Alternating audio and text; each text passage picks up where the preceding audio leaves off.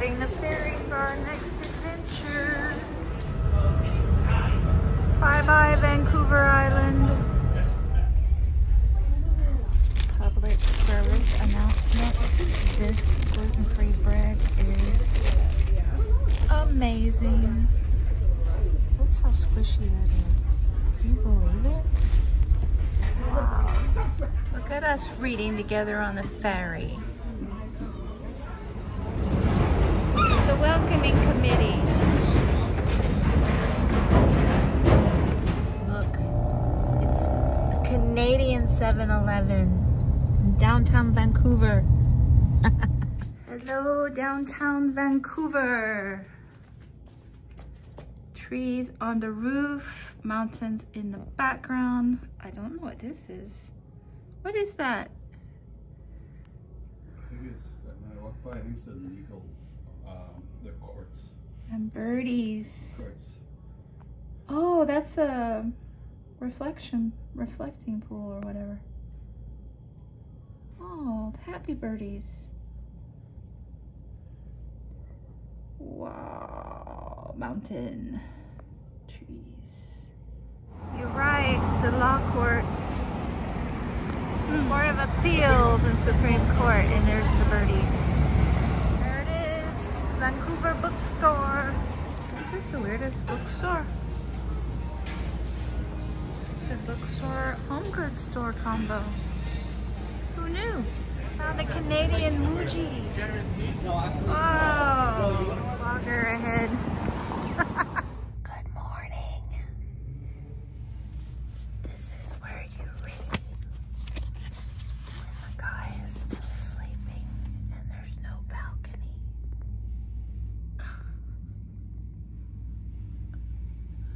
Good morning. So we are in Vancouver. Downtown Vancouver. And Gabriel has arrived, so I'll sneak some Gabriel footage while we're roaming the streets today. Anyway, I am now reading The Next Great Migration, The Beauty and Terror of Life on the Move by Sonia Shaw. I'm trying to catch up on my book naturalist reading. I'm a little behind. Bird sighting. Lots of seagulls in Canada where I am. So much water, so many mountains. It's just beautiful here. Wow. Sorry. Anyway, so this is, I think I mentioned at the end of my last vlog that I was hoping that it would have some naturalist material in it because the introduction had a lot about migrants. But yeah, the pages that I have read the last day or so have been primo material that I like to read. So I wanted to mention here that it's a brilliant companion for Bitch on the Female of the Species by Lucy Cook that I just read in the last vlog. If you didn't see it, this is a fabulous read if you're into science and nature writing, and very readable. If you don't read much nonfiction, this was very readable. But part of this focuses on the early naturalists from, you know, the Victorian era, you know, the Darwin days, and how our biological sciences were skewed for decades and, you know, centuries even, because, well, 1.5 centuries, but because of how the Victorian era was so, like, tried to be objective somewhat, as they were, like, it was a new exploration, but they were looking at the world through their Victorian filters about male and female of the species, and also about different peoples, you know, nationalities, and their views on eugenics. Yes. So this book is just freaking brilliant companion, because in the beginning, she is looking at those naturalists and looking at migration of people through the lens of the naturalists, and talking about all of their views and who came up with eugenics, and even before that, when they were beginning to study peoples from other parts of the world from them, you know, centered in England at the time. And who is that dude? Linnaeus. Oh my gosh.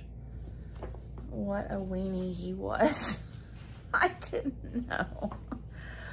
But, you know, like the Victorian era, they were big on bringing people from other parts of the world and putting them on display at the world's fairs and such. And I read one passage that was just absolutely infuriating,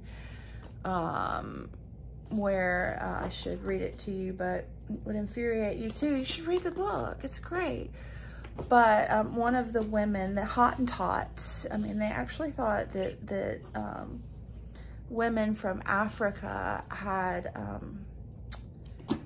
tails on their, you know, female parts, and were trying to get under their skirts to study them. And this one woman that they had, like, after the, like, degradation of putting her on display all over the nation, when she died at a young age, in her 30s, maybe even her 20s, I can't remember, but read the book. They dissected her.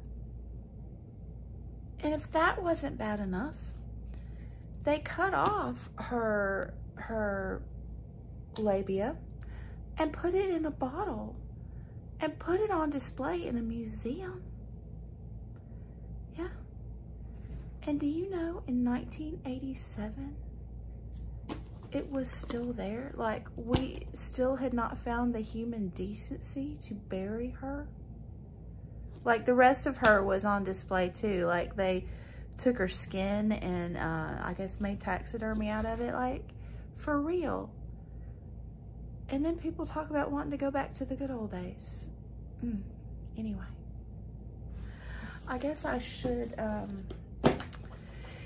get ready to go wandering again today. So stay tuned for I think we're going to Stanley Park and Granville Island today. So yeah, fun times ahead. Look at all the rubber duckies. Cute. Oh, we found a pigeon nest. Wow, so cute. Gonna take a water taxi to Granville Island. Yay!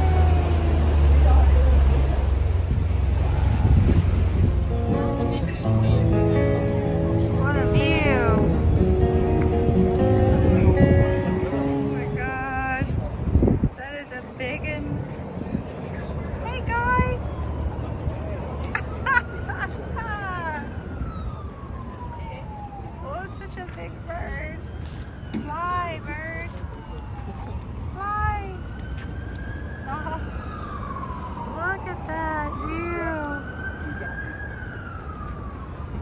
Dangerous, Ryan. Nice.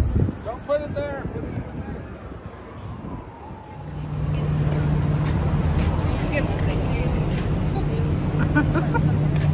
Found it. Bookstore in the wild. Independent and lovely.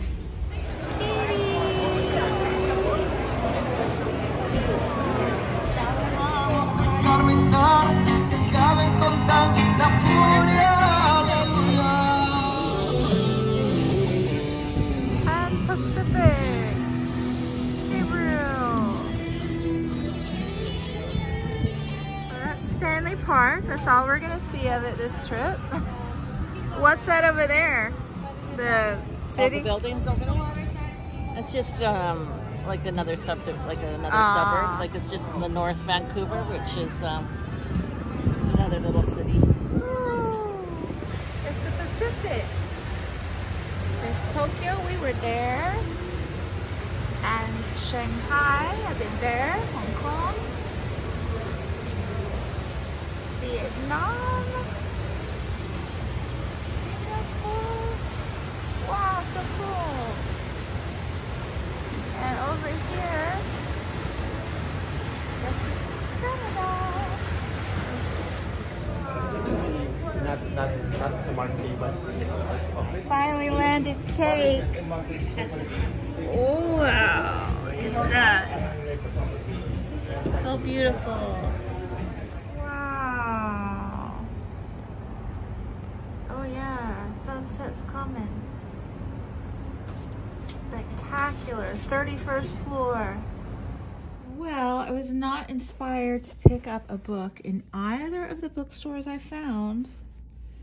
I just didn't want to get anything if I wasn't, you know, drawn in. But I did find this glorious book bag today. We were running out of luggage space because I keep buying things like new Converse, yes, and these shorts I found at Muji, which were so amazing. I wore them today. Then I went back and got another pair plus pants just like them. So good. I love Muji. And then I got some cute stationery.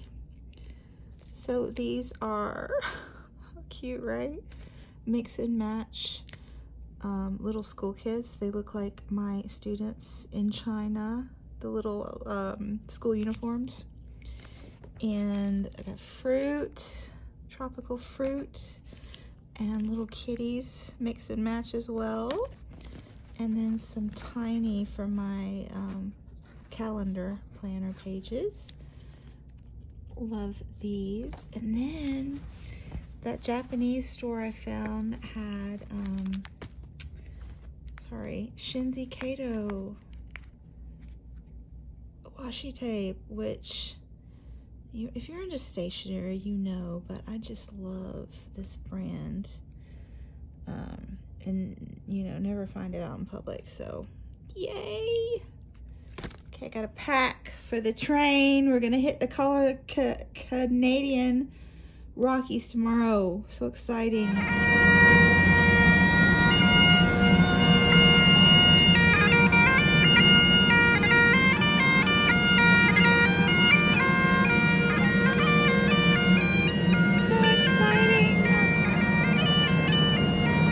More rapid here, so make sure your cameras are all charged up. It's about to get beautiful. Still get to go on instead of live. They take people to Oh, so beautiful. First pancakes in over a year. Oh no, that's here there though. oh, I know. Sorry, pardon me. And then some wild mushrooms. Are those the onions? Pardon me? Are those the onions? No. As well as its headwaters, they'll be passing shortly. But then as it continues on downstream, it carries all that sediment. So like the Thompson River, how the North Thompson, it flows through Kamloops Lake, it drops that sediment and it picks up fresh water. The Fraser never has the possibility to do that. So that's why it's known as the Mighty Muddy Fraser. You're in the water, yeah. First elk sighting. Oh, a bunch back there. In the yard. Bye-bye, Rocky Mountaineer. Hello, Jasper. Oh, that's crazy. Yeah, it is.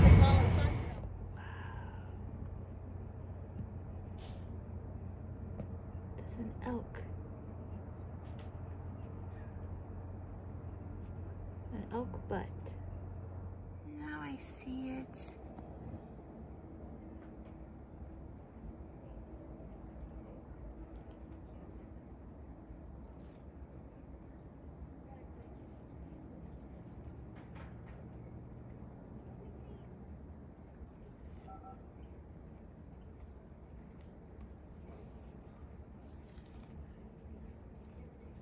horse, man.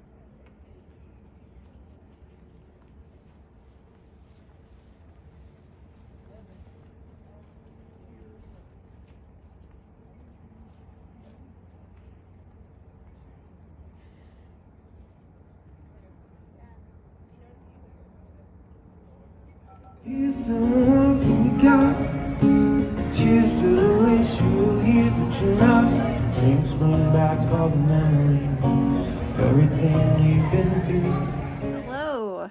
So it is July 13th, 9:30 p.m. Can you believe it? It stays light till like 10:15 here. It gets light pretty early in the morning too. It's kind of nice. We're staying at the Fairmont Lodge. Did I tell you I'm in Jasper? Which I think is in Alberta. We've been here a couple days. It's not a bad life. Not at all. The mountains are not showing up very well because of the forest fires, but fingers crossed that some of the smoke will blow off tomorrow so we can see the Rockies.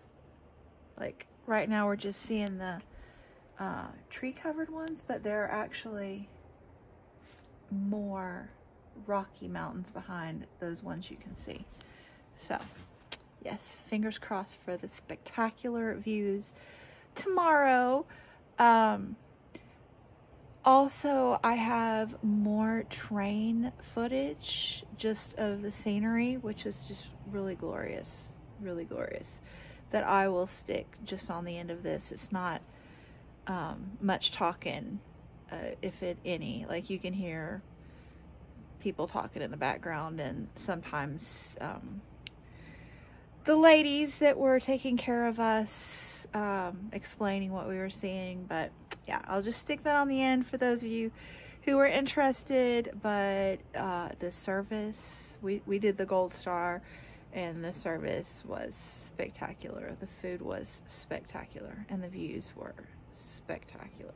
But anyway, bookish content. I have finished my second book in July. I gotta get a move on with this reading, but I'll tell you what, all this socializing, it's hard work. But Gabriel and I just watched an episode. He is into It's Always Sunny in Philadelphia. Like he just every day has to recount an episode, like play by play, and just laughs his head off. So I finally sat down and watched one with him, the one about like who pooped in the bed. I have to admit, it was quite hilarious. Anyway, I finished The Next Great Migration, The Beauty and Terror of Life on the Move by Sonia Shaw.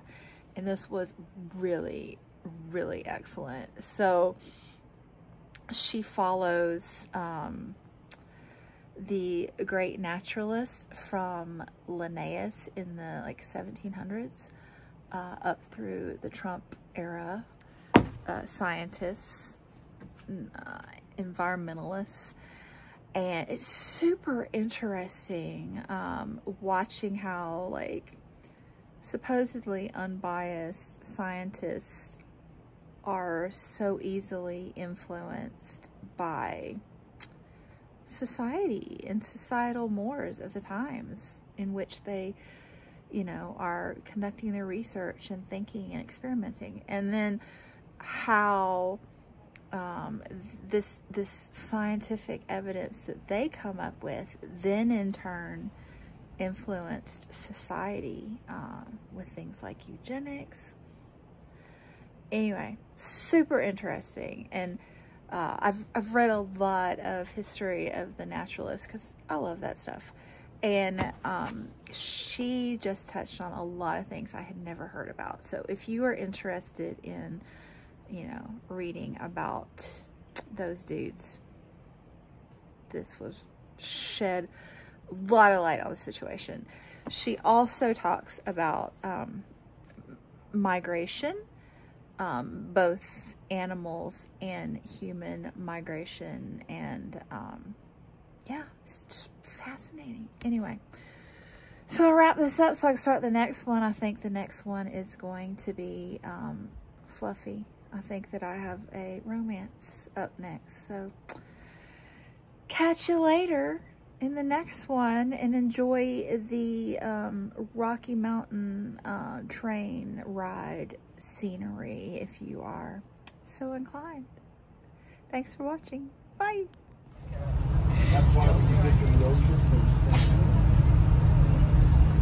Take that to Cash Creek.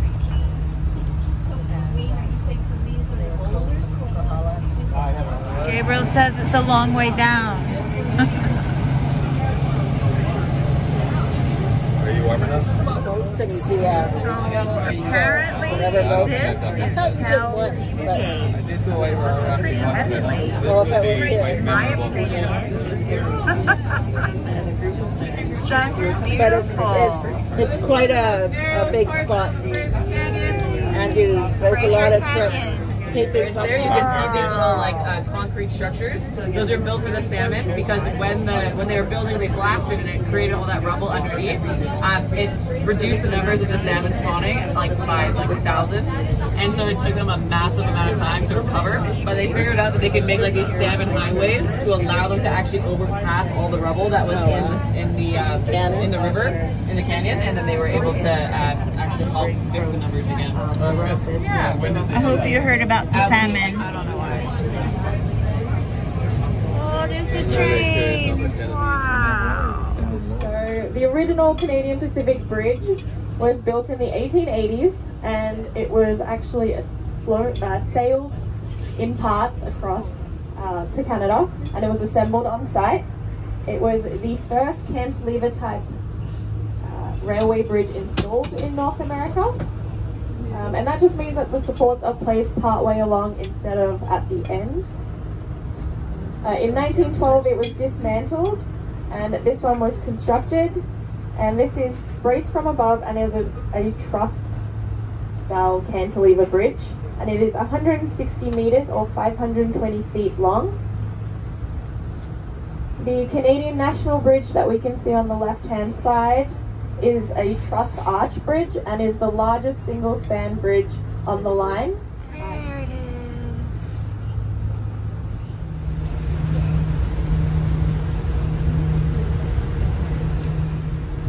Because of rock slides occur. There's also a fence there, and because CN occurred, and they stop all rail traffic there. The highest is 6. Gorge.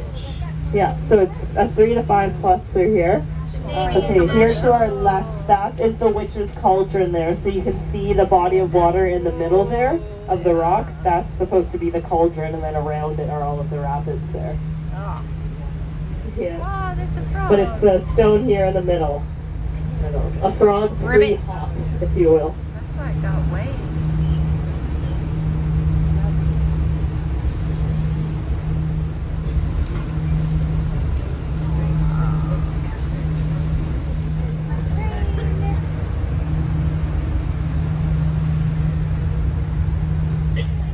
Eagle nest. Wow. It's focusing on the window and not the. Damn it. Oh, there it goes.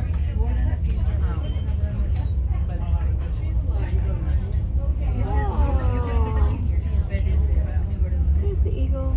Oh, there's the window again. Dang. Oh well. Kamloops Lake.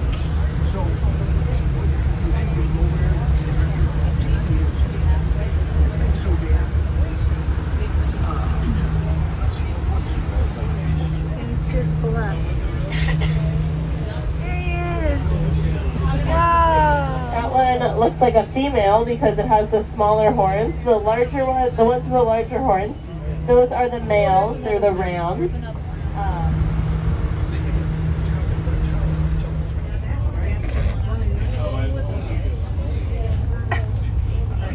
There's an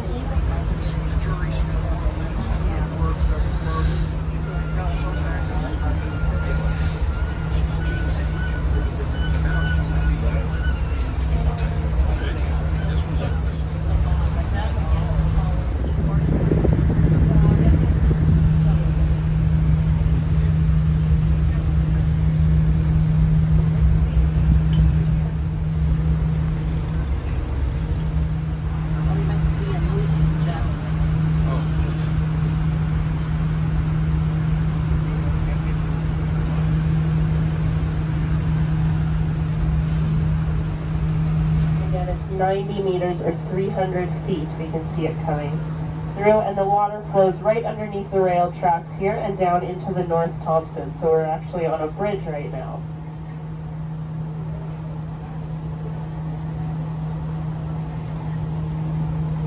And if you're out on the vestibule, they say if you can feel the spray from the water, that it is the fountain of youth. So if anyone's out on the vestibule, you'll come up looking 10 years younger.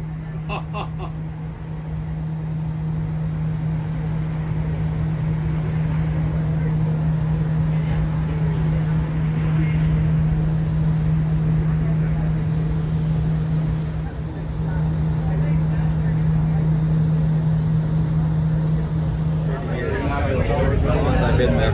30 years. I don't remember going to Jasper after Guatemala. Wow. Okay, so this is the area that we'll be meeting up with the Fraser River again. So you can see it out to our right here. Remember yesterday when we were leaving Vancouver, going over the Fraser Swing Bridge, it was very dark and muddy. And that just means that it's hard to get inside. But you're in small little areas. You can even swim through it. That's how small it is. Well, that's you swim through the driveway. That's a good shot. Wow.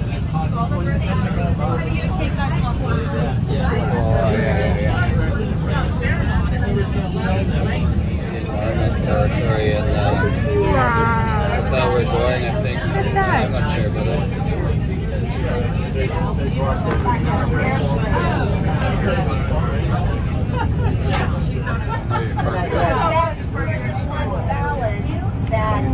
Stunning. I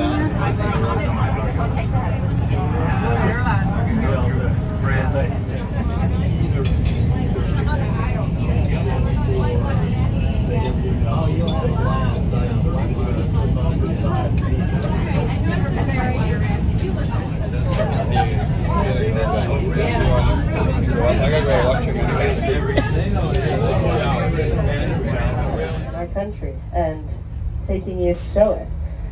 Taking you with us to show you it. There we go.